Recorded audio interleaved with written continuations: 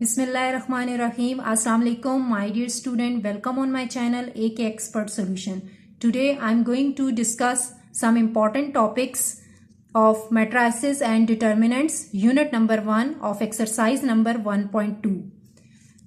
First topic is square matrix.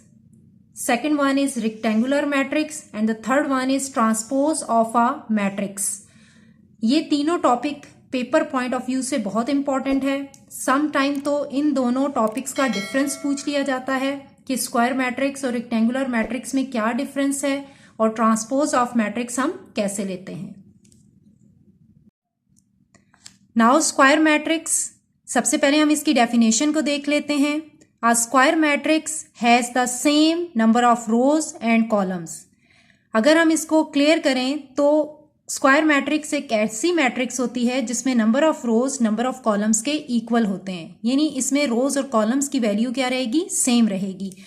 For example in matrix a horizontal way में अगर हम देखें तो हमारे पास R1 है और ये हमारे पास R2 है. वर्टिकली टॉप टू बॉटम देखें तो ये हमारे पास दो कॉलम है C1 एंड C2. ये हमारे पास दो कॉलम्स हैं. अगर हम इसका ऑर्डर लिखें तो सबसे पहले रोज को लिखते हैं 2/2. ये हमारे पास रोज भी 2 हैं और कॉलम भी 2 हैं. तो इस तरह से हमारे पास जब रोज और कॉलम्स किसी भी मैट्रिक्स के सेम होते हैं तो वो हमारे पास स्क्वायर मैट्रिक्स कहलाती है. सिमिलरली इन मैट्रिक्स बी रो हमारे पास R1, R2, R3. वर्टिकली देखें तो C1, C2, C3. रो भी इसमें 3 हैं, कॉलम्स भी इसमें 3 हैं, तो ऑर्डर इसका हो जाएगा 3/3. तो जब हमारे पास रोज कॉलम्स की इक्वल होती हैं तो ये हमारे पास स्क्वायर मैट्रिक्स की एक और एग्जांपल है. नाउ इन रेक्टेंगुलर मैट्रिक्स, सबसे पहले हम इसकी डेफिनेशन को देख लेते हैं.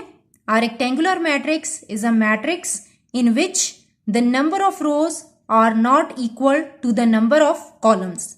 इट मीन्स यहां पर number of rows number of columns के इक्वल नहीं होंगे. नॉट मीन्स नहीं होंगे. कैसे? अगर एग्जाम्पल हम इसकी देखें तो ये हमारे पास है मैट्रिक्स सी.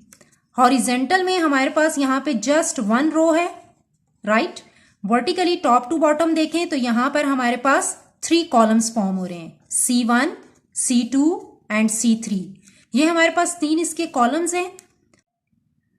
1/3 ये हमारे पास इसका ऑर्डर ऑफ मैट्रिक्स है. इसमें हमने ऑब्जर्व किया कि यहाँ पे number of rows number of columns के इक्वल नहीं है, so it is a rectangular matrix.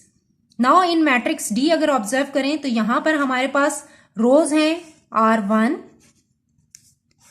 R2 और वर्टिकली हम देखें टॉप टू बॉटम तो यहां पर हमारे पास कॉलम एक ही है, तो ऑर्डर इसका हो जाएगा 2/1. यहां पर हमारे पास इसका ऑर्डर क्या है, 2/1. यहां भी ऑब्जर्व करें तो यहां पर भी number of rows number of column से डिफरेंट है, सेम नहीं है. So it is another example for the rectangular matrix. Now transpose of a matrix, इसकी डेफिनेशन है the transpose of a matrix is obtain by interchanging row into column और column to row. It means क्या कि आपने रोज को column में change कर देना है और अगर कॉलम्स हैं तो उनको रोज में चेंज कर दें, तो इस तरह से आपके पास ट्रांसपोज ऑफ मैट्रिक्स आ जाएगा. It is denoted by small t.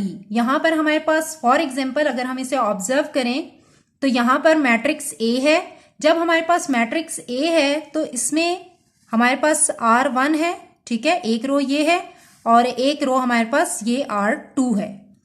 अब जब हम इसका ट्रांसपोज लेते हैं तो हम A के ऊपर स्मॉल t लिख देते हैं, ठीक है. और जब इस ब्रैकेट को हम करेंगे तो ये रो थी हमारे पास हॉरिजेंटल में थी, अब हम इसे वर्टिकली लिखेंगे. 1-6 हॉरिजेंटल में था, अब टॉप टू बॉटम 1-6 लिखेंगे. इसी तरह सेकेंड रो है 2-8, ये हॉरिजेंटल में है, इसको आपने वर्टिकली 2-8 लिख देना है टॉप टू बॉटम.